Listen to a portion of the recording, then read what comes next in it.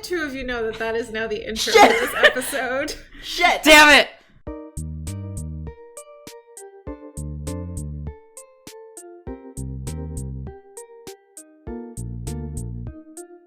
Welcome to Wow If True, the podcast of your wildest memes. We're your one-stop internet culture shop, here to dissect what's going viral, why we care, and how this might affect our real human lives. And I'm, your culturally illiterate host, Isabel. And I'm Amanda. I like Olivia Rodrigo. Anyone can be famous on the internet, so why not us? Do you want to hear what I've been listening to recently? It's extremely bad. What? My Ordinary Life by The Living Tombstone, which is where a very popular TikTok audio is from. And also, fun fact, The Living Tombstone did do like a My Little Pony song remix that is extremely popular. So if you've ever heard the song Discord, that's the guy. Mm-hmm. Welcome back to the pod, Allison. By welcome back, I mean welcome back from the audio editing dungeon where we usually keep you. We also keep Allison exclusively within the episode on race and fandom that just exists perpetually in time. Like, when you listen to a podcast, you're listening to a time capsule of reality, and every time you listen to it, we just pop back up, and we say the things we said on the podcast. That's how it works. There's no such thing as recorded audio. But anyway, that's also where Allison lives. Are you good? Hey, Amanda, are you fucking okay? Are you having an existential crisis in the background here? That got really deep. The fuck? I mean, I did spend the entire day writing about Elon Musk, which we will talk about soon. So that's where I'm mentally at. But back to Allison. Allison is an archivist, an author, our audio editor, the guy who sends Isabel 5 million cat pictures a day, and also guy who is very into fancy handbags. How is this relevant? This is a tool that will help us later in the podcast. Also, I feel weird. I just took your part, and then I was like, this is written in... It was written for me. I wrote it for me, but I kind of enjoyed the fact that you took it over, because we are, the Jewish Korean-American artist, right? Like, it's one person, except I don't have your COVID. Allison, I'm sorry, I don't have COVID anymore. Oh, yeah, update. Amanda doesn't have COVID. Woo! Yay! Although, before we recorded... My friend got COVID, not from me, and I did not see her since before I had COVID, but I walked her dog because she has COVID and couldn't walk her dog, and that's where I'm at in life. Good luck to your friends. Good luck to your friend's dog. Hi, Allison. We just, riffed for, 10 minutes without letting you say anything. How do you feel about being here? Hi. It's fine. Nice to see the two of you. Wow, that was so enthusiastic. You sound so enthusiastic about being here. We haven't seen each other since we ran into each other at Trader Joe's that one time. I can't believe you guys went to Trader Joe's without me. This is devastating. We did. You need to move back to Philly, and then you can also go to Trader Joe's with us, or just visit. Visiting is probably easier. I would consider visiting, but okay, let's not talk about meeting in real space. Let's talk about the virtual space. So here's my first question to everybody here. Y'all ever play Club Penguin? No. Wait, you betcha! This is the truth, the duality of responses that I received here. Anyway, I'm on Amanda's side with the you betcha.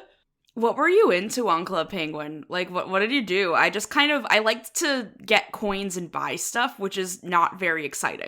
No, I also like to get coins and buy stuff, which is kind of my real human life these days. I feel like you would have used it as a dating sim, because people totally went on dates in the pizza parlor on Club Penguin. Yo, someone actually stalked me across Club Penguin once. I was hanging out with my cousin on Club Penguin, as you do. Was it Ashley?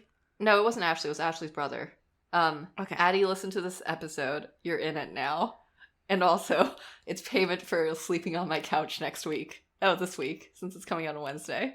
It's because I was hanging out with Addie once on Club Penguin. I think we were 7 or 8, and we were just chatting and dicking around as 7-year-olds do.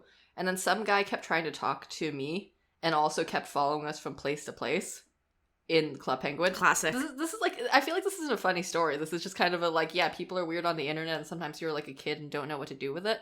Oh, do you want a funny story related to Addie and the internet? Absolutely. Yeah, so my first introduction to RP was Addie linked me to a Warrior Cats RP, yep. And he did not explain what that meant or what RP was, or I didn't understand why he was pretending to be a cat. Anyway, maybe you shouldn't listen to this, Addie. It's fine. Instead, we all pretended to be penguins, but... Not me. What were you doing? Were you on Neopets? Yeah, what were you doing on the internet in 2007? I was on Neopets. Thank God. Yes. Okay. Otherwise, we'd have to exile you again. No, I was on Neopets. I don't know if Canada had Club Penguin. This is not... Dude, I was in super interesting. Korea. I was in Korea, and I had Club Penguin. Well, then Canada definitely had Club Penguin. It's just because I am, like, an amount older than the two of you that I was not on Club Penguin. That makes sense. But, so, we're bringing up Club Penguin for a particular reason, but I'm going to tell this story in a very dramatic form. Should I do a drum roll? So, when I was 11... Okay. What? Should I do a drum roll or something? Oh, no, that'll be, auditorially weird for Allison. I'm here. I'm here to supervise. I can stop you. Oh, should I try to do antics? I feel like I should try to do antics. No, you should not. No antics. Oh, antics? No antics. Sorry. Isabel is making a face like she very, very much wants to do antics. So when I was 11, I was very active on the Miniclip Club Penguin forums, and fun fact, there was some internet drama because the RuneScape people liked being on... Isabel just wrote in the group chat, I'm gonna start eating chips, which is the worst thing you could do in a podcast. Anyway, the Miniclip forums, there was some drama because the RuneScape people felt threatened by the Club Penguin people, who essentially took over the forum, so then the Club Penguin people had to move to our own separate forum so that the RuneScape people could, like, have their space. This is so deeply 2000s. Just so deeply 2000s. Yes. It is so 2000s. Yeah, it was baby's first internet drama. But I actually do think Club Penguin was my first internet fandom. But anyway, I mention this because this is where our story begins. In 2007, when I was on the Club Penguin forums, Disney purchased Club Penguin for... Guess how much? What are your guesses? $3 million. I think like $1 million. You're both extremely off. How? $50. Wait, can we do it? Can we do it again? Yes. $200K. $5 million? $700 million. Are you fucking kidding me? Holy cow, what? Yeah, so for comparison, that was in 2007. In 2012, Facebook acquired Instagram for $1 billion, which is, you know, 700 million is about 3/4 of 1 billion. God. So The Club cultural Penguin impact. is 3/4 of an Instagram.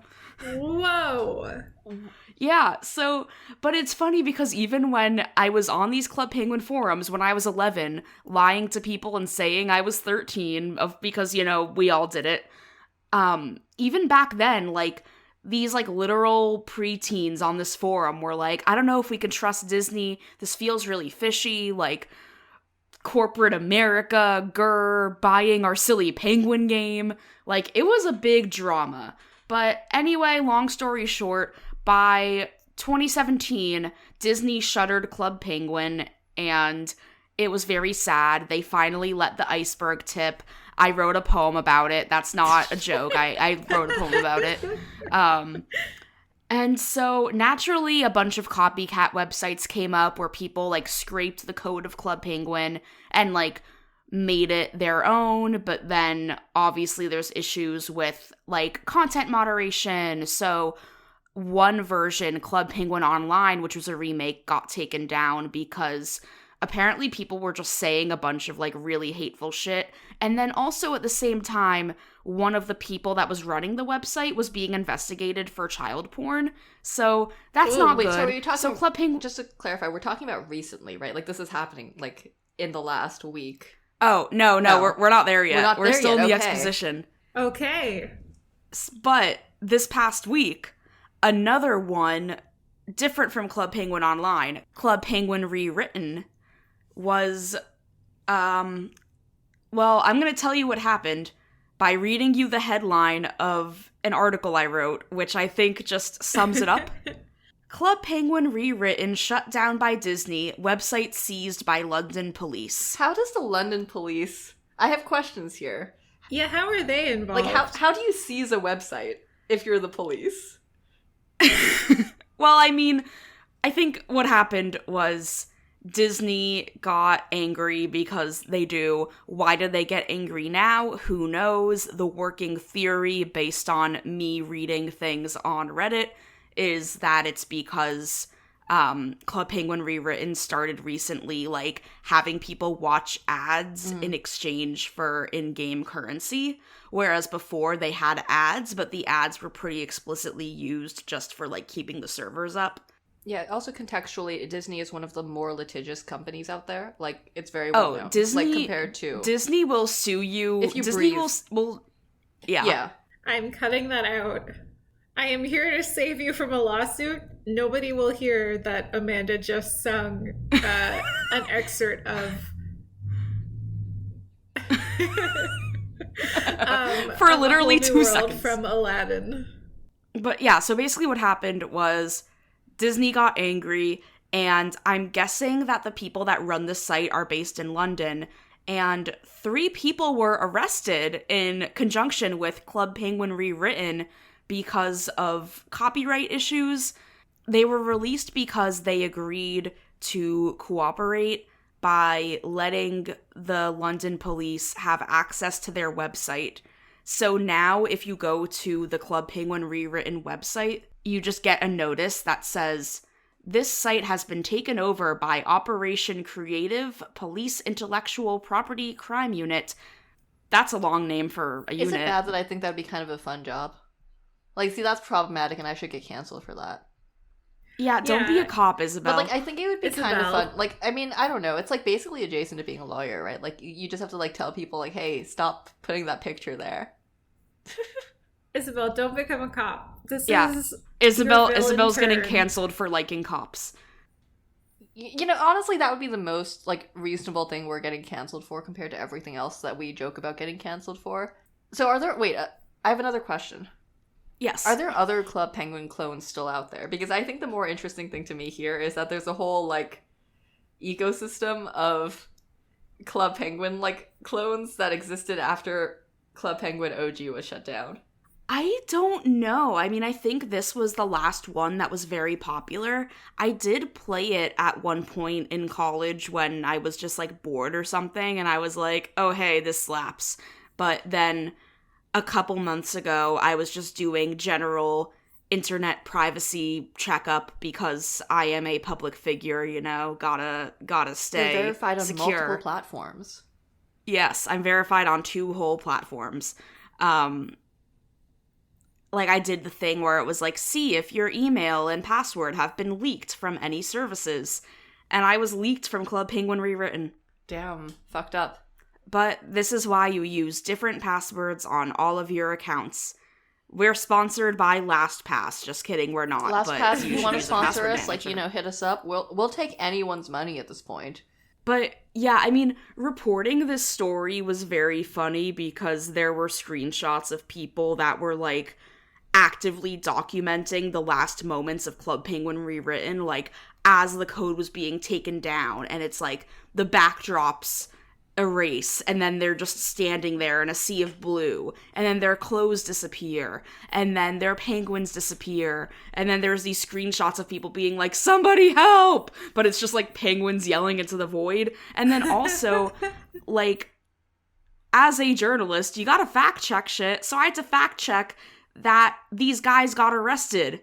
And so catch me, like, emailing the City of London police being like, hey, did you guys, like, arrest people for Club Penguin reasons? And they were like, yeah, we did. And I was like, bro, have you considered, like, not?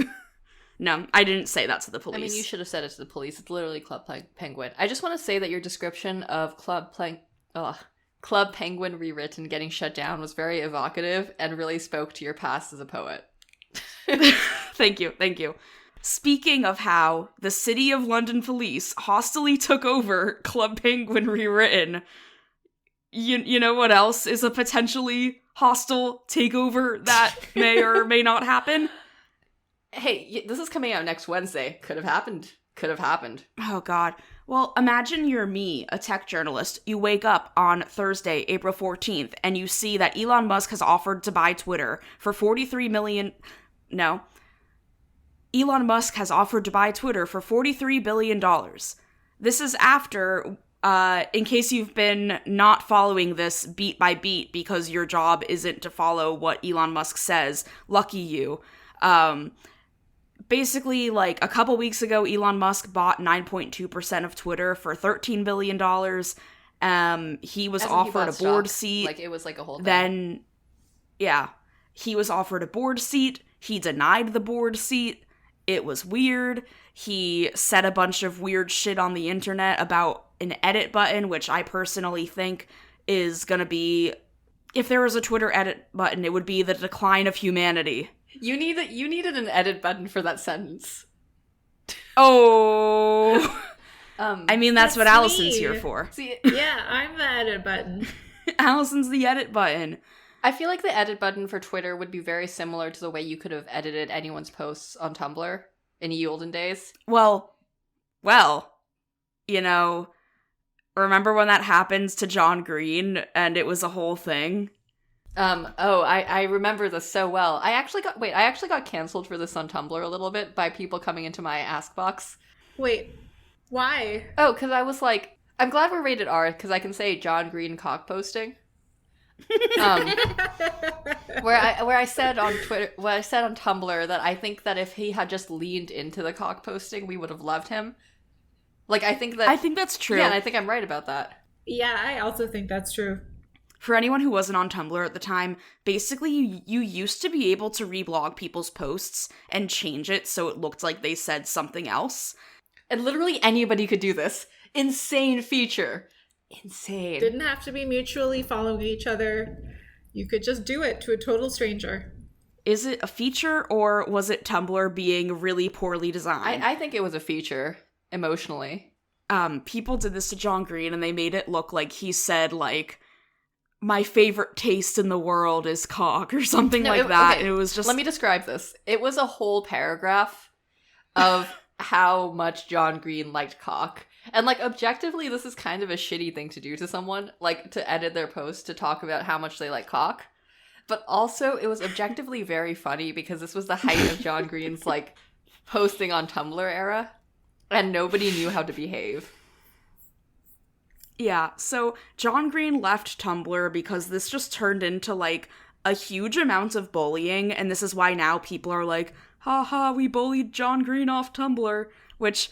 My take on this is maybe we should be nice to people on the internet. Isabel's take on this is he should have been a good sport and just played along with it. I'm not saying this is like the ethically... I have no ethical stance on this. My stance is only that if he had leaned into it, we would have loved him. And this is why Neil Gaiman is still on Tumblr. Because he leans into it and people enjoy that. Okay, Neil Gaiman does not fully lean into everything everyone says about him. He's an old man. What do you want from him? Well, I want him to be less horny, but I understand that is not possible. You've seen his books. You know he can't. I've seen his books. I've read his books. I know he can't. Also, I do kind of agree that if John Green had leaned into it a little more, probably Tumblr wouldn't have decided that for some reason they were canceling him.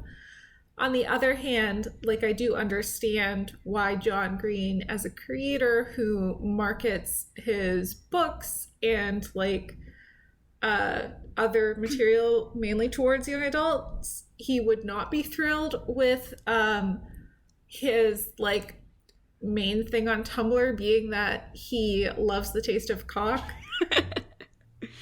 It's just so funny. I mean, it's not See, funny. It's funny. You're laughing. You're laughing. No, Amanda. It got you. It's funny because it's like 10 years later now. But, so, I mean, clearly editing things on the internet is not great. Like, when you cannot tell what has been edited and when and by whom. Although, the Twitter edit button, which is unfortunately now legitimately in the works, Twitter confirmed it after Elon Musk did all his bullshit, which they say was not because of Elon Musk doing all his bullshit. They were working on it all along, but, like, let's okay, be real. whatever. Yeah.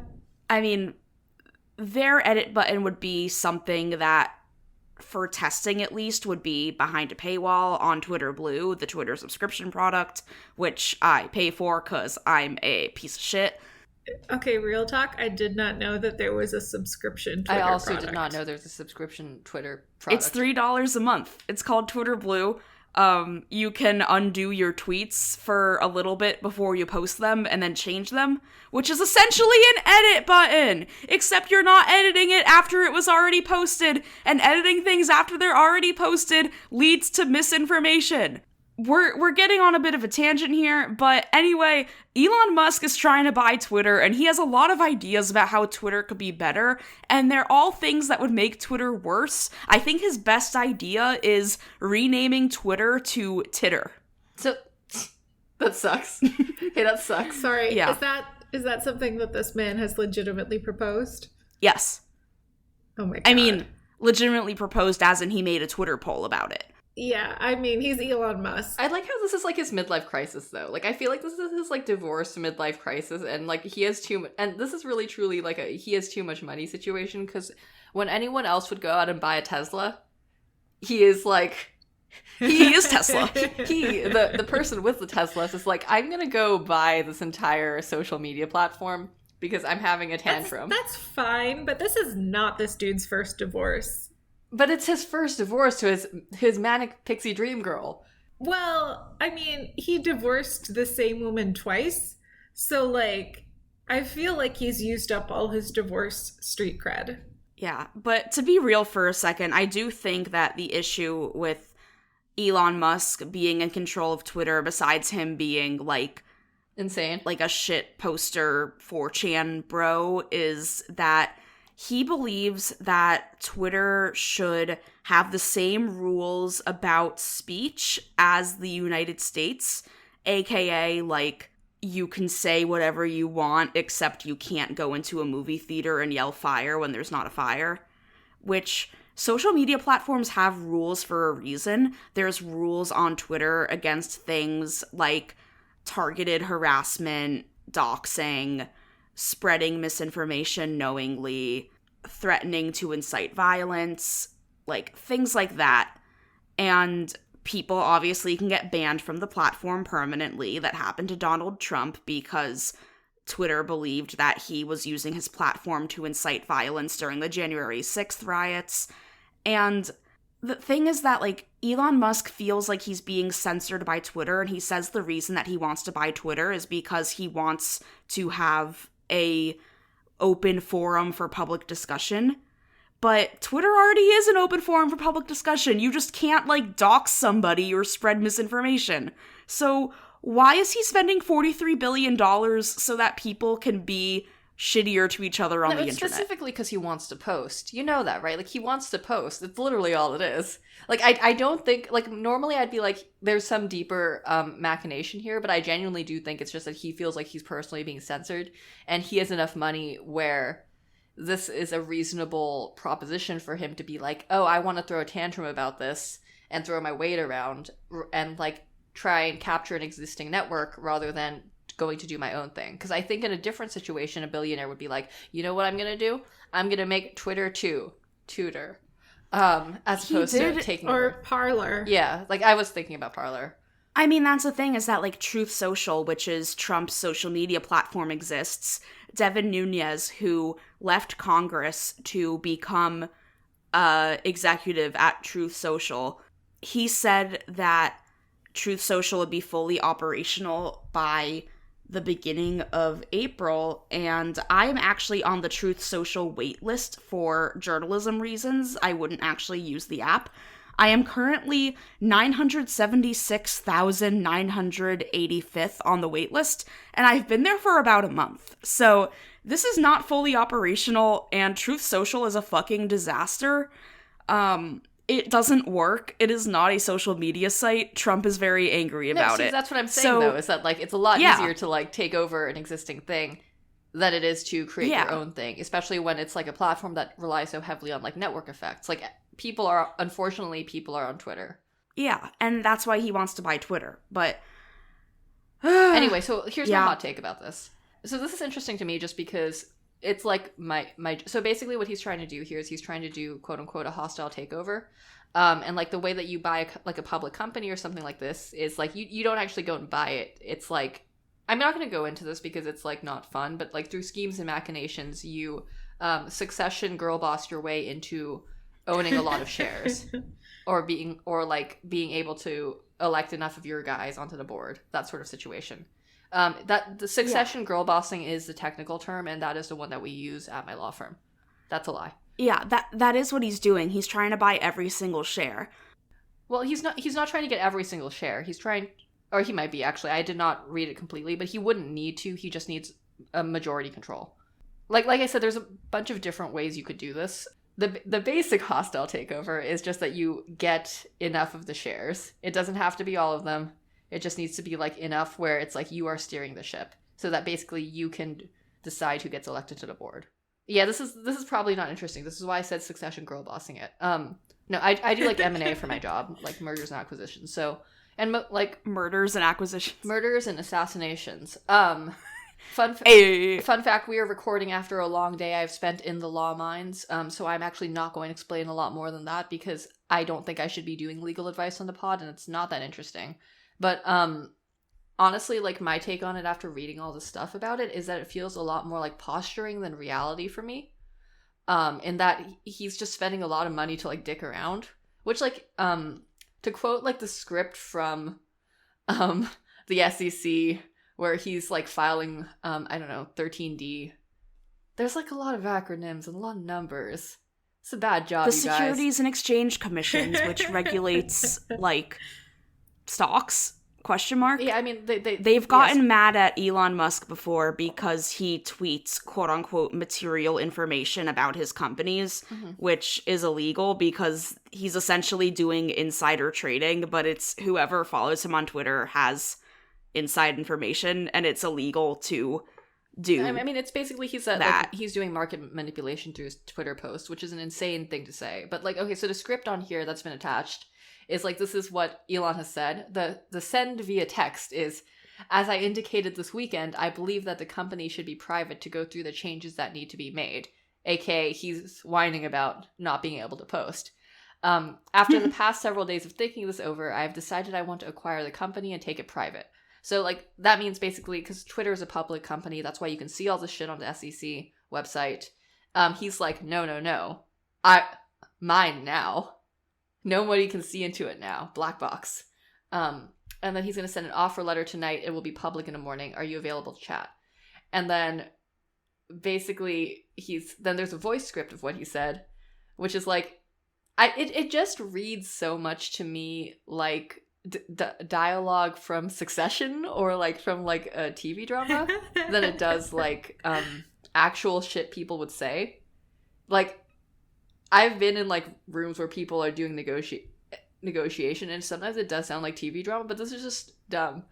Like, I am not playing the back and forth game. I have moved straight to the end.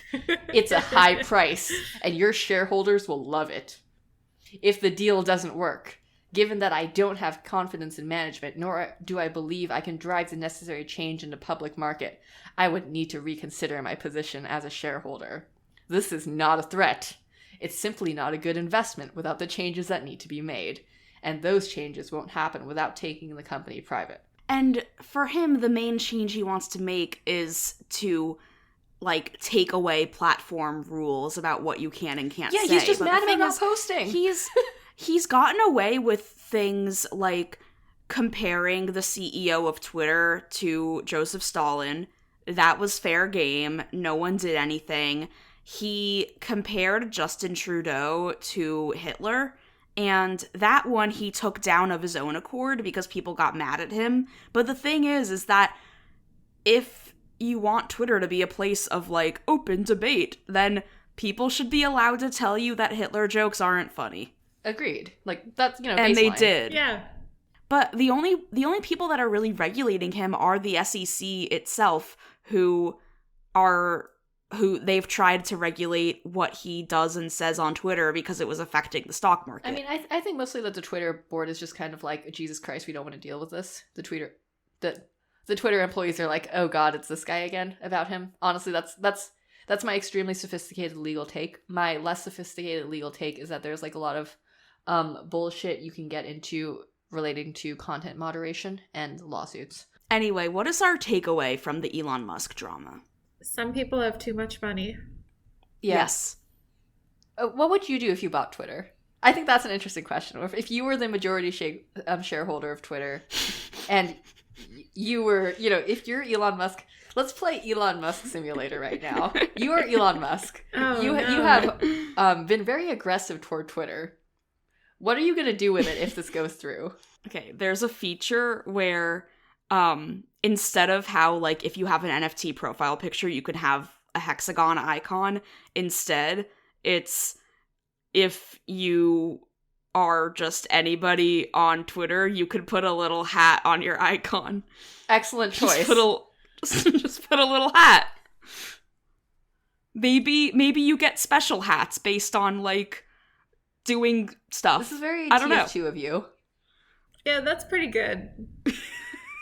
Allison, you got anything? What would you do, Allison? Yeah, well, if I was Elon Musk, Sandy Garacino would not hate me as much as she does. That's Grimes' mom. She would, I think, be pretty cool with me.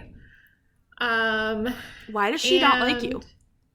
No, she would be cool with me. But she doesn't like Elon because Elon is himself. Oh, okay. I was like, damn, you have, like, I know, like, you're Canadian, Grimes is Canadian. I was like, damn, did you guys, like, go to Canada together? Go to Canada. No.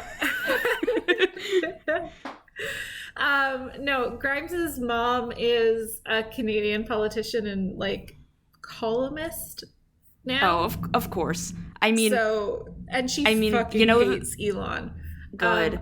My mom, who is also obviously Canadian because I am Canadian, knows about Elon Musk and Grimes only because she reads Grimes' mom's column, essentially, I think. What a wild way to get your Elon news. Yeah. So, like, when I was visiting home this winter, was talking about how, like, it was such a shame that Grimes was married to Elon Musk and her mom, It's just so sad for her. Anyway, if I owned Twitter, I think I would institute the kind of rules that Ravelry, which is a knitting social media site, has, where all forms of hate speech are banned. And I am, like, for real serious about this because Ravelry is, like, one of the very few social media sites where they are for real serious about banning all, like, anti-Semitic, pro-Trump kind of hate speech, and it means that, like, it is actually, like, a nice place to be. That's good. But you're censoring people because people deserve to be anti-Semitic, Oh, I'm Elon that's Musk. the pull quote. We're gonna get Amanda canceled. No! I'm Jewish! Okay, anyway, I love this. I love your answers because they were both extremely on brand, with Amanda being like, this is like a cute, like, this is like a fun little zany thing we can do to Twitter. And then Allison being like, here's a very serious way we can stop hate speech. And then I'm going to come out here with, I think every user, if I own Twitter, would get a one-use button that will randomly delete another user's account. And you can use it once. Oh man, who would you delete? No, see, I would delete Elon Musk's account. You don't get to decide. You just have the power to delete one account. Oh god. And I feel like you guys that would be a disaster. No, I'm not saying it would be good. I'm just saying it would be interesting. And I think it would add a level of chaos that Twitter, like a benign sort of chaos that Twitter needs. That is very on brand for you. I just think it'd be fun. Yeah, you're chaotic neutral, I'm chaotic good, and Allison is lawful good. I think my idea is great. Anyway, speaking of evaluations and Twitter, so recently I just thought this was funny, which is why I want to talk about it. Where, like, so you know how Jack Dorsey's tweet was, I'm talking to you, Craig. Everybody here knows this because we're all too online. Jack Dorsey's first tweet was to turn into an NFT, and then was first sold for $2.9 million. and it was recently up for auction, and the top bid was $280. So how do we feel about NFTs? They fucking suck. But also, this is very funny. For context, Jack Dorsey was the CEO of Twitter, and his first tweet was, "Just setting up my Twitter, but there were no vowels in Twitter." But yeah, I think it's very funny. You think if it had vowels, it would be worth more? Well, yeah, because you gotta buy a vowel. Exactly, you know, like, they're worth more, yeah. like, just in general. I mean, that's what happened, really, was that people were like, 2.9 million? Yep. And then later they were like, actually, there's not enough vowels in it. We gotta, like, seriously cut the valuation. Which, to be fair, I do believe that when the NFT first sold, Jack Dorsey donated Bitcoin, of course, but he donated Bitcoin to pandemic relief efforts, which, I mean, there's worse things you can do with your money, like spend $43 billion to try to buy Twitter. But there are also better things that you can do with your money. You know, like buying Metabirkins. Yeah. Is this our segue? That's our segue. Are we doing it? Yeah. You know, okay, we gotta stop saying this is our segue when we try to do a segue, because I think that's leading to a real inorganic experience for the listener. And, you know, that's what's really driving our profits down in this company. Anyway. I think we're being our authentic selves. Okay, speaking of authenticity. Yeah, tell us about Metabirkins. What is a Metabirkin, Allison? Yeah, you've been dying to tell us about this for like a while. I have been itching at the bit, or I guess chomping at the bit to talk about Metabirkins, crunching at the bit to talk about Metabirkins for, I think, literal months now. So Metabirkins are the brainchild of Mason Rothschild, who is a Los Angeles-based interdisciplinary artist and designer who is mostly known for selling clothes and also selling NFTs. Before he created Metabirkins, which is what I'm going to focus on because they are the funniest part of this story, he minted a single NFT called a Baby Birkin, which featured an image of a fetus on top of a transparent Birkin bag, and that sold for 30 Ethereum in May 2021, which is equivalent to about $23,000 US. That's too many dollars. Like, let's take a step back here. And if you were going to explain this, then I'm sorry for like stepping in. But let's say Craig has never heard of a Birkin. Yeah, how much is a real Birkin? What is a Birkin? So a Birkin is a handbag.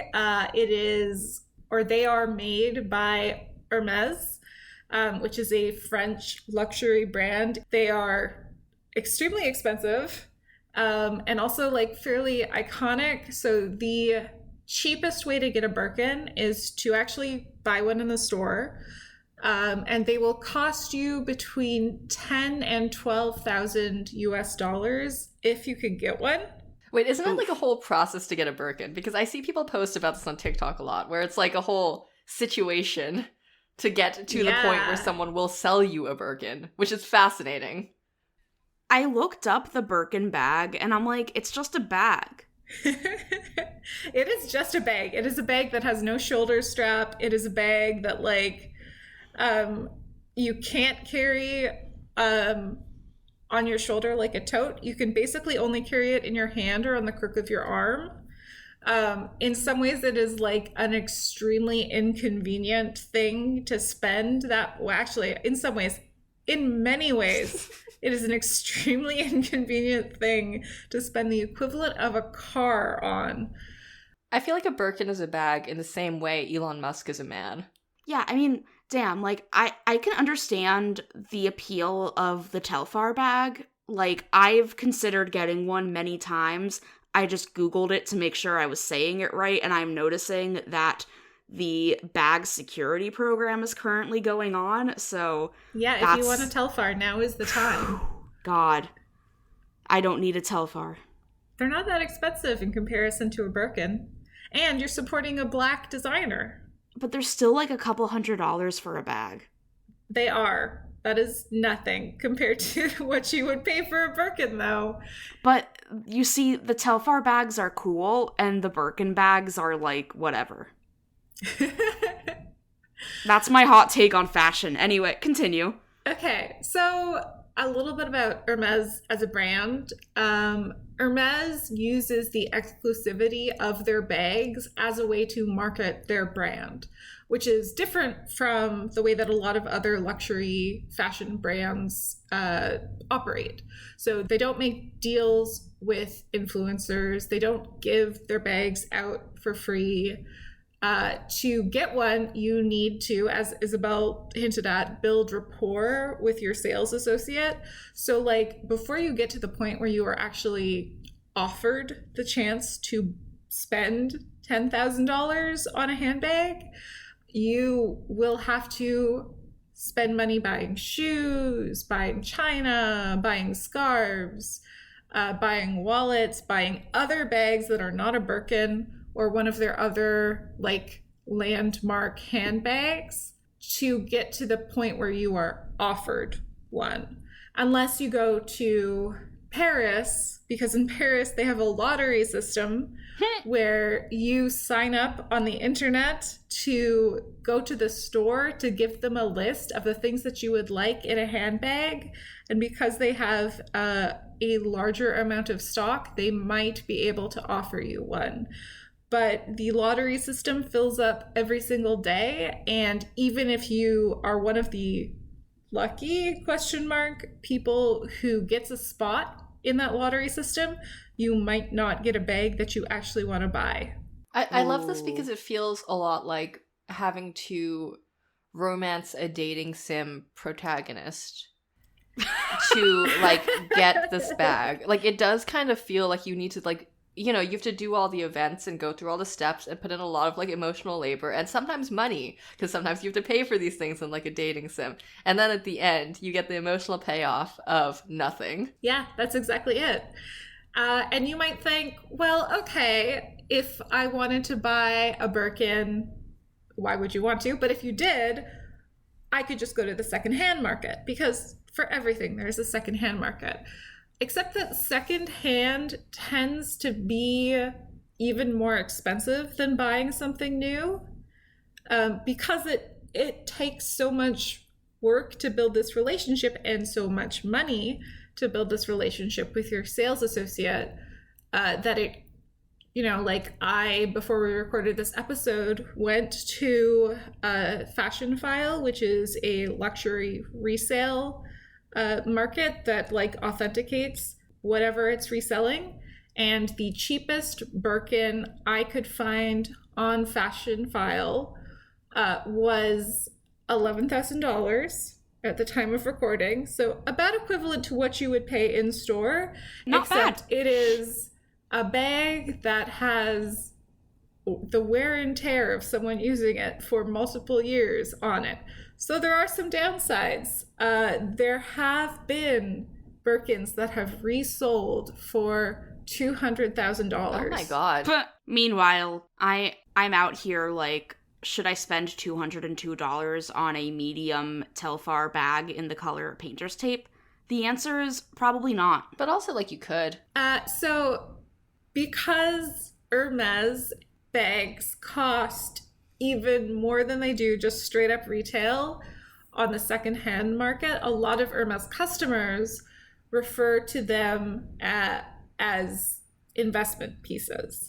So you are not buying a handbag, you are investing in a handbag that is also artwork, which in a lot of ways is very similar to how people talk about NFTs. And the fact that they cost $10,000 to $12,000 new, the fact that they are so expensive secondhand, gives you an idea of how protective Hermes is of their brand. And also, that exclusivity, I think, gives you an insight into the fact that there are many, many replica / fake Hermes bags out there. So although the Baby Birkin NFT was created as a like one-off work of art, that used the Hermes name and the shape of the original handbag to call up like images of wealth and exclusivity, and to like try and reflect some of the ridiculous of that back to the audience. Rothschild, at the end of 2021 in November, decided that he was going to mint a new line of 100 NFTs called Metabirkins. So basically what he's doing is he's taking the super exclusive real life thing and being like, I can steal that, copy it, do NFTs with it, and make dollars. And this is definitely not going to go wrong. Is that kind of what's going on here? Are these even, like, are they the kind of NFTs where it's like, cool, I'm gonna have my Meta Birkin on my avatar, or is this just simply, like, a JPEG? This is simply a JPEG. This is an image of a furry Birkin. There are, again, 100 of them. The fur is supposed to be faux fur, but, like, it's a JPEG, so yeah. What does faux fur mean on a JPEG? Some of them are like just brightly colored. Some of them are like gradient colors. Some of them have like famous works of art imprinted on the faux fur. So like there is a Metabirkin that has like the Mona Lisa on it, for example. There is a Metabirkin version of The Great Wave. Rothschild, I should also say, made these in collaboration with fellow artist Eric Ramirez, but Rothschild is the one who is like facing the lawsuit. Oh, the lawsuit. Oh, you buried the lead there. Did somebody say lawsuit? I did. I said lawsuit. A month after Rothschild announced these NFTs, Hermes hit him with a cease and desist, claiming that he was infringing on their intellectual property. So one way that we are also, similar to him as, people who have gotten a cease and desist. Have we mentioned our cease and desist before? But I think SEPTA, the Philadelphia area public transit system, was a lot more amused with your work of art than Hermes was with Rothschild's work of art. Maybe so. True. I should also say that, like, Rothschild, in promoting his line of Metabirkin NFTs, talked about them being made out of faux fur to, quote, showcase to other brands and designers that upholding cruelty-free design practices and maintaining one's personal artistic vision are not mutually exclusive, which is very funny to me because apparently fueling global climate change is cruelty-free. And also totaling all of the Ethereum that they have made off this project. These Metabirkins are worth about 450K at the time of recording. So why are people buying them? They're exclusive. I mean, like, ask why people are buying the real Birkins, Like, yeah, this it's is the true, same. But also, I don't think that this is just about artistic vision. I do not believe that. No, this is about getting rich quick. Am I right? I can't really, like, if I could scam a big company and be incredibly unethical about it, I would probably also do that. Honestly, it's kind of funny because I feel like, do we like Hermes as a company? Like, are they good, or are they just rich people? The way I feel about this is if you had two crabs in a pit, both of them given knives, where it's kind of just entertaining to watch. But I don't care who wins because I'm not invested in either of them, and they're both crabs. Oh, absolutely. I don't know why crabs was my metaphor there, but, there was one step, right? Yes. Yes. We're still stuck on the Tumblr crabs, apparently.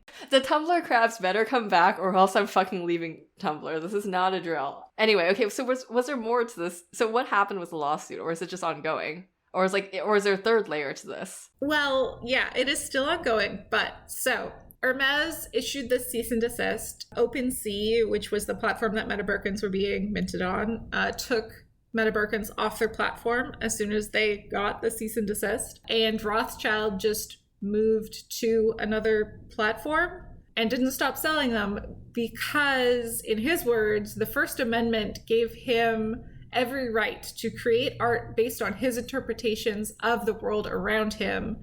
And Metabirkins are a playful abstraction of an existing fashion culture landmark, reinterpreting the form, materiality, and the name of a known cultural touchpoint. I feel like the biggest problem facing the internet, whether we're talking Web 2, Web 3, Web 1, Web 0, which is just if you only read books and don't have any social media, the biggest problem is conservative people misinterpreting what the First Amendment protects and what it means. The First Amendment doesn't mean that you can be an asshole on the internet and nobody gets mad at you. The First Amendment means that you can't, like, go to jail for saying that the president is bad. Yes. The First Amendment protects you from the law and not from the Justin. Is the Justin the justice? No, the Justin is the McElroy. It's just a tweet it's just a meme. I was like, is it Justin Trudeau? Also, my friend Dan is doing a bit where every day they tweet, hello, Justin McElroy, to try to get Justin McElroy's attention on Twitter. Is it working? And it's not. No! Devastating. But, you know... This is so fucking sad. To bring it all full circle, you know whose attention I did get on Twitter? Whose? New York Times best-selling author of The Fault in Our Stars, Looking for Alaska, Turtles All the Way Down, and probably other books. I think The Anthropocene Reviewed, yeah. John Green! Good job! Congrats! After how many years of trying? A lot. But I feel bad because I brought up the cock thing in my... I wrote an article about why I think that a Twitter edit button would be the decline of humanity. And I mentioned that when people had editing reign on Tumblr, even though it's not an apples to apples situation because the Twitter edit button wouldn't let you edit other people's tweets, but it still was an example of how these things are used for harassment. Like, the John Green cock thing is actually, like, an internet landmark. Like, this was a memorable moment in Tumblr culture that in part prompted Tumblr to fix their weird quote-unquote feature, aka lack of design, that you could just edit people's posts. But anyway, so my internet friend, who I made internet friends with because she is a writer at the New York Times who was covering the Elizabeth Holmes trial, like, IRL, so I was just, like, engaging with all her tweets, and then tricked her into being my friend. She tweeted, @John Green, what do you think about the edit button? And then linked my article, and I was like, oh shit, and we were both like, haha, lol, so funny, like, in our DMs. But then John Green responded. So what are you gonna do? Let's pause on Metabirkins now. What are you gonna do with this? Like, the fact that you can talk to John Green now and that he'll talk to you. Because I think you should get him on the pod. I will bully him. I'm so fucking sorry about that, but I will. The thing is, I feel like the majority of the time when I tweet Hank Green, which I do that sparingly, Hank responds to me. He responded to me today because he tweeted, like, oh no, like, why would somebody buy Twitter? You want to own this place? And I just said, Hank, help. And he was like, oh, do you need some takes? Which I still don't know what that means. Like, was he telling me? He just wants to give you his opinion. Yeah, he wants to be quoted. I was like, yeah, if you want to be on TechCrunch.com, hit me up. And then he didn't hit me up, so I don't know. But John Green is not an active Twitter user. He famously did not go on Twitter for like 2 years because he just didn't want that in his life. But he tweeted like a 4-part, very sincere, very thought out reply about like the Tumblr architectural issues versus like Twitter's architectural issues.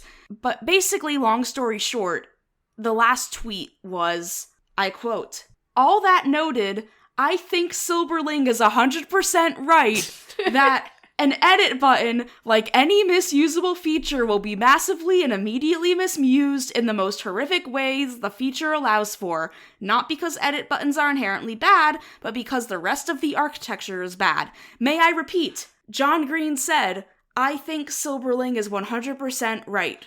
And my question is, how long can this be my pinned tweet before I have to unpin it? I think you can keep that forever. Yeah, I think you can keep that as long as you want. Will last you a good long time. Okay, cool. But yeah, so that was my 2 weeks on the internet. I don't know about you guys. I just complained about Elon Musk a lot, and now I learned about Metabirkins. Well, can I finish telling you about Metabirkins? No. Get out. Of course. So in January, Hermes officially filed a trademark infringement and dilution lawsuit against Rothschild in New York federal court, accusing him of being a digital speculator who is seeking to get rich quick by appropriating the brand Metabirkin for use in creating, marketing, selling, and facilitating the exchange of digital assets known as non-fungible tokens. Rothschild and his legal team filed a motion to dismiss in March, but as of right now, that hasn't been settled yet. But Rothschild is essentially saying that since he's producing NFTs and not handbags, he's not actually infringing on anything. You know, I'm fucking dying here because I did study a bunch of this shit. And basically, this is one of the things you can say is basically, yeah, dude, I'm doing a thing that's not your thing. I'm not, like, touching your trademark. And, like, one of the things you do when you actually... I can't believe I'm talking about law so much tonight, you guys. Like, why did I have to do this?